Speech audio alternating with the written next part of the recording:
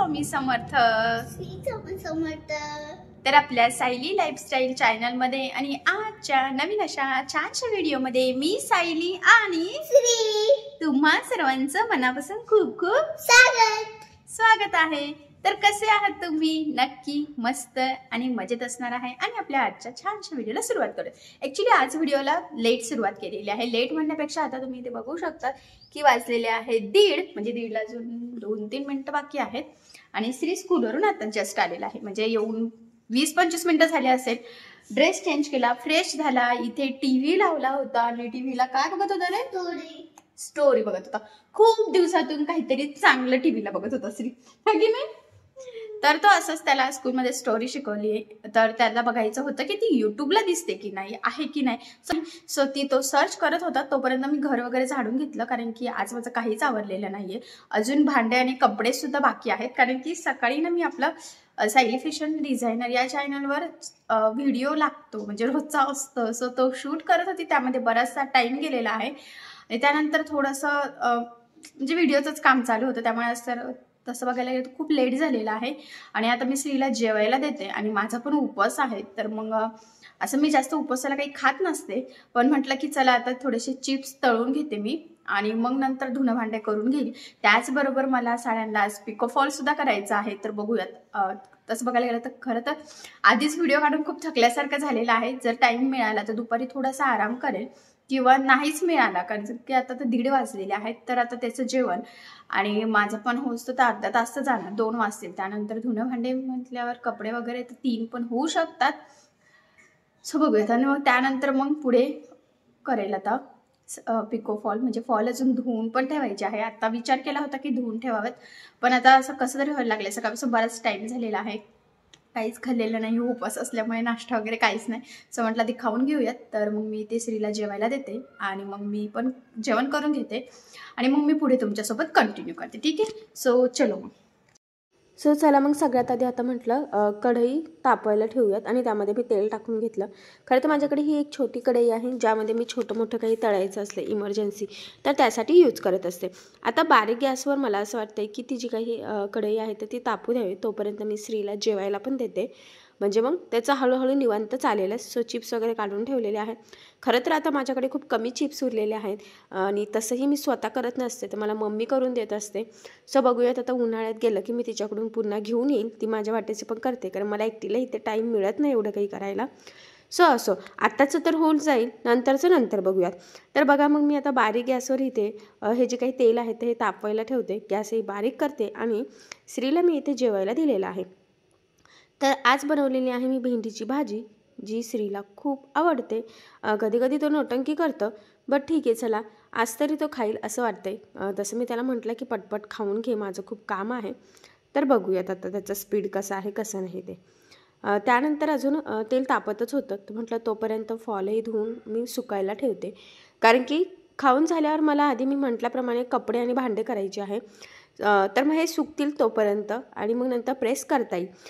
So ह्या हिशोबाने म्हटलं की धुवून घेऊयात, म्हणजे तोपर्यंत ते व्यवस्थित सुकतील सुद्धा. आणि मी नेहमी सांगत असते की फॉल नेहमी धुवून घ्यायचे असतात, जेणेकरून ज्यावेळेस आपण ते साडीला लावतो आणि ज्यावेळेस कस्टमर ती साडी एकदा यूज करून तो धुतल्यानंतर फॉल जे तुमचे प्रॉब्लेम्स असतात ना, की फॉल उलटा पडतो किंवा धुतल्यानंतर साडी गोळा होते, तर ते होत नाही. त्यासाठी पहिली आपली फॉल लावण्याची स्टेप असते ती म्हणजे फॉल धुवून सुकून व्यवस्थित प्रेस करून घ्यायचं. तर म्हणूनच मग मी सगळ्यात आधी इथे धुवून व्यवस्थित पिळून घेतलेले आहे आणि आता ते गॅलरी डायरेक्ट सुकायला टाकते. असंही ते आपल्याला कडक उन्हामध्ये सुकवायचे नसतात आणि आता माझ्या गॅलरीतलं बऱ्यापैकी ऊनसुद्धा गेलेलं आहे. सो त्यामुळे मग मी ते सुकायला टाकते. त्यानंतर तोपर्यंत तेलही तापलं होतं. सो म्हटलं चला पटापट आता इथे चिप्स पण तळून घेऊयात, कारण की जेवढा लेट होईल तेवढा मग मला नंतर पुढे आवरायला होणारच आहे. तर बघा, मग मी म्हटल्याप्रमाणे पटपट इथे मी चिप्स तळून घेते. असं पण ती कढई खूप पातळ आहे, त्यामुळे लगेच ते जळण्याचे चान्सेस पण असतात. आणि बराच वेळ झाला मी श्रीला जेवायला पण दिला आणि फॉल पण धुवून सुकवायला ठेवलेले आहे. तोपर्यंत तेल भरपूर तापले, त्यामुळे मी तर बारीकच गॅस ठेवला होता, कारण की ते खूप पटपट जळत पण होते. सो त्यामुळे तर अशा पद्धतीने ते तळून घेतले. तसं ते श्रीला पण थोडेसे देईलच मी, कारण की त्याला पण चिप्स खूप आवडतात. तर बघा, मग कंटिन्यू अशा पद्धतीने संपूर्ण चिप्स म्हणजे जेवढे पाहिजे होते तेवढे थोडेफार मी तळून घेतले. खूप पण नाही तळलेले, कारण की दुपारचं खूप ऑइली पण खाल्लं जात नाही.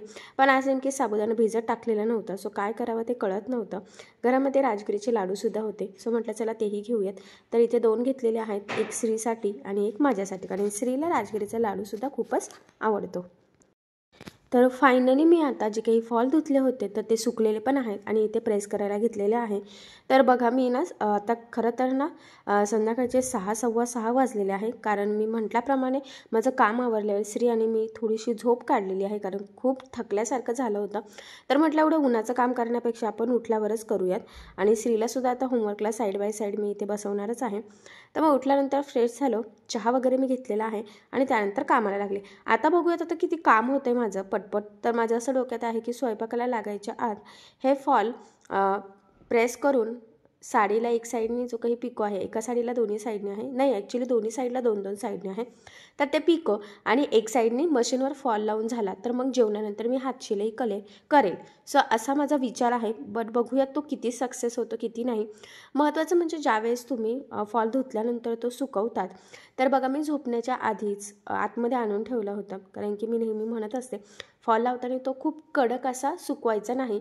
आणि मग मी तो घरात आणून व्यवस्थित असा थोडासा फोल्ड करून म्हणजे सिंपल अशी घडी घालून ठेवला होता, जेणेकरून तो जास्त गोळा पण होणार नाही आणि जास्त कडक पण व्हायला नको यासाठी.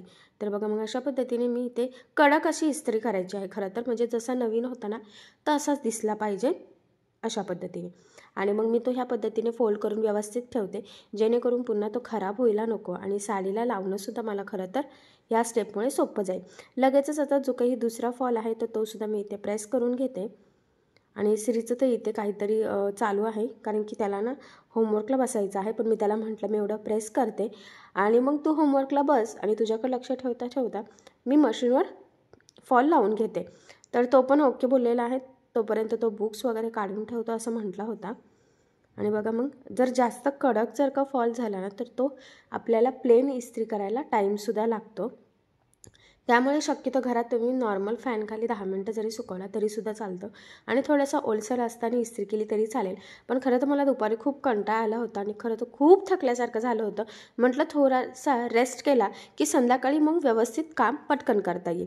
सो त्यामुळे मग मी थोडीशी झोप काढलेली आहे, म्हणून मला खरं तर प्रेस करायला थोडासा टाईम लागला रेग्युलरपेक्षा. बट असो, फायनली अशा पद्धतीने दोन्ही पण फॉल मी इथे व्यवस्थित इस्त्रीने प्रेस करून घेतलेलं आहे.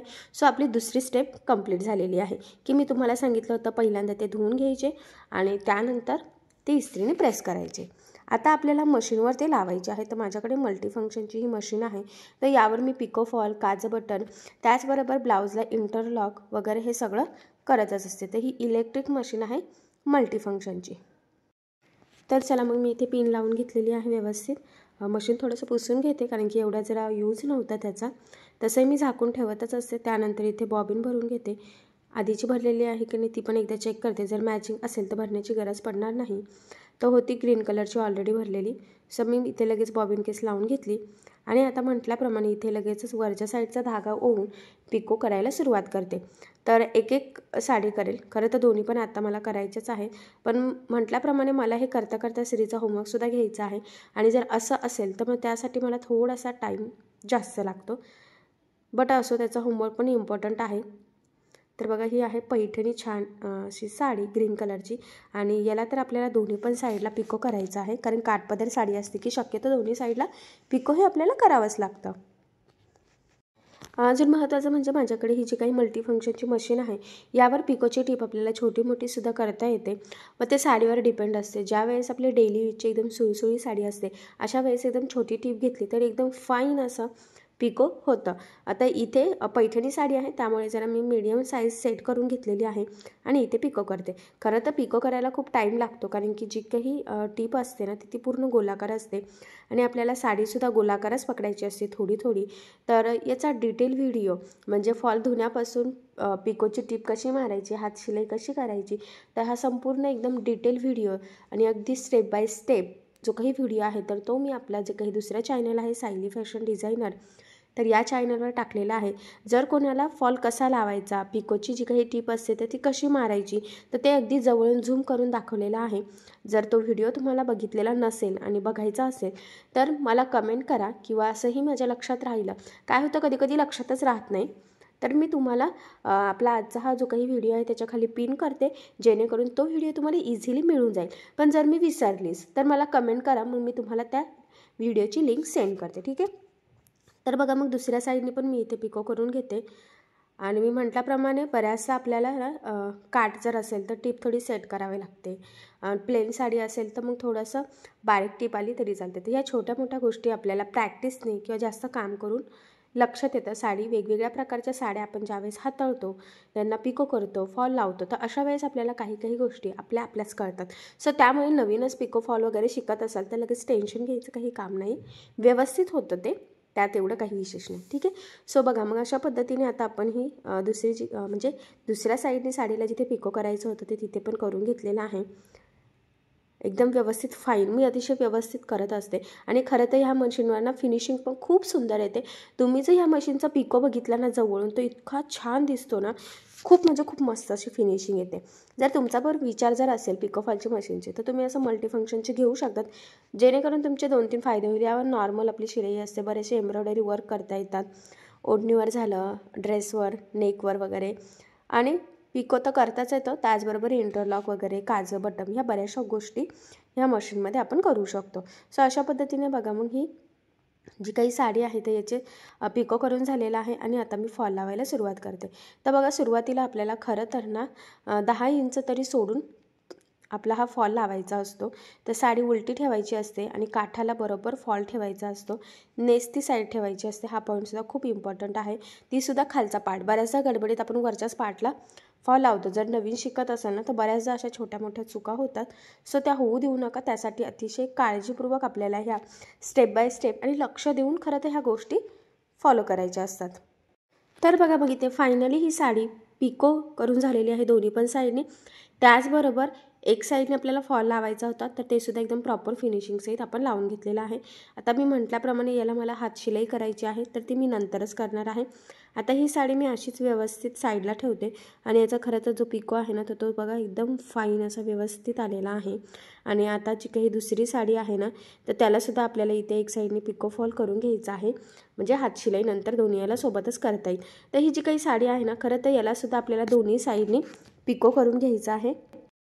आणि बघा, मी म्हटल्याप्रमाणे इथे श्रीचा थोडासा होमवर्क होता, तर ते त्याचं थोडं चुकत होतं, तर त्याला एक्सप्लेन करून दिलं आणि व्यवस्थित मार्क वगैरे म्हणजे मार्किंग करून दिलं, जेणेकरून तो सॉल्व करेल. तसंही त्याचं मॅथ्सच होतं. बट ठीक आहे, चला अशा पद्धतीने त्याचं थोडासा साईड बाय साईड होमवर्क घेत हे माझं काम चालू होतं. आणि असं तर करावंच लागतं, कारण एकच काम घेऊन बसला तर तसं होणार नाही. तर त्याने थोड्याफार चुका केल्या होत्या, तर ते पण मला रफ करून द्यायचं होतं इथे. आणि मग मी त्याला समजून सांगितलं होतं की काय करेक्शन करायचे आहे.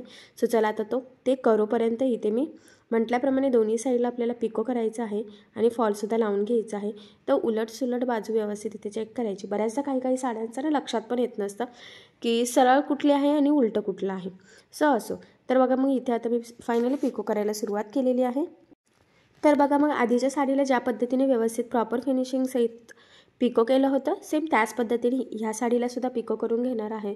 आणि म्हटल्याप्रमाणे फॉलसुद्धा लावायचा आहे. सो तो सुद्धा इथे लावून घेते, म्हणजे मग नंतर मला स्वयंपाकाला लागता येईल. आणि स्वयंपाक झाल्यावर मला खरं तर आज या दोन्ही पण साड्यांना जे काही फॉल लावलेले आहे तर त्याला हातशिलाई करायची आहे.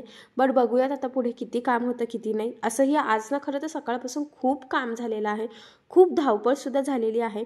खरं तर म्हणूनच थोडंसं दुपारी रेस्ट घेतला, जेणेकरून पुन्हा जोमाने कामाला लागता येईल.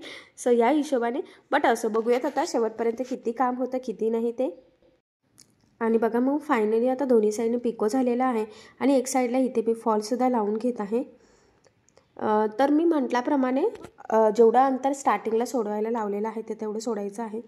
आणि त्याचबरोबर बघा, जरा काही कामसुद्धा होतं मोबाईलमध्ये. त्याचं स्कूलचे काही व्हिडिओज वगैरे आलेले होते. सो ते मी चेक करत बाकीचं इथे पिको फॉल करून घेतलेलं आहे. आणि त्यानंतर लगेचच मी स्वयंपाकाला लागली होती. तर मी आज सिंपल असा डाळ भात केला होता, जो श्रीला खूप आवडत असतो. तर बघा, एक साईडने भात झालेला आहे, एक साईडने वरणाला फोडणी दिलेली आहे. आता ही बारीक गॅसवर होत आहे आणि श्रीचा पण बऱ्यापैकी होमवर्क खरं तर आता इथे झालेला आहे. सो म्हटलं चला, याचा होमवर्क पण झालेला आहे आणि मग आता स्वयंपाक झाला. आता हे फोडणी जी दिलेली आहे तर थोडंसं वरण उकळीला आलं की जेवायला बसता येईल. साईड बाय साईड इथे श्री छान असा खेळत आहे, कारण त्याला पण थोडंसं खेळायला पाहिजे ना. म्हटलं चला, त्याचा पण होमवर्क झालेला आहे तर मी स्वयंपाक करेपर्यंत तू काहीतरी खेळ. तर तो गाडीसोबत खेळत होता. खरं तर त्याला गाडी गोल फिरवायची होती, बट बघा अशा पद्धतीने त्याचं काहीतरी उद्योग चालू होते. असंही त्याचे खेळ ना एकदम वेगळेच असतात, त्याला जसे पाहिजे त्याच्या मनाने तो काहीतरी उलटंपालटं खेळत असतो. बट असं लहान मुलांचं कामच ते असतं की त्यांना जे वाटतंय तर ते काहीतरी त्यांना करून बघायचं असतं. सो इथे श्री खेळत होता आणि त्याचं खेळून झालं आणि नंतर वरण भात वगैरे झाल्यावर आमचे जेवणं वगैरे झाल्यानंतर सगळ्याच खरं तर भांडे वगैरे सगळंच आवरून म्हणून इथे हातशिलाई करायला बसणार आहे.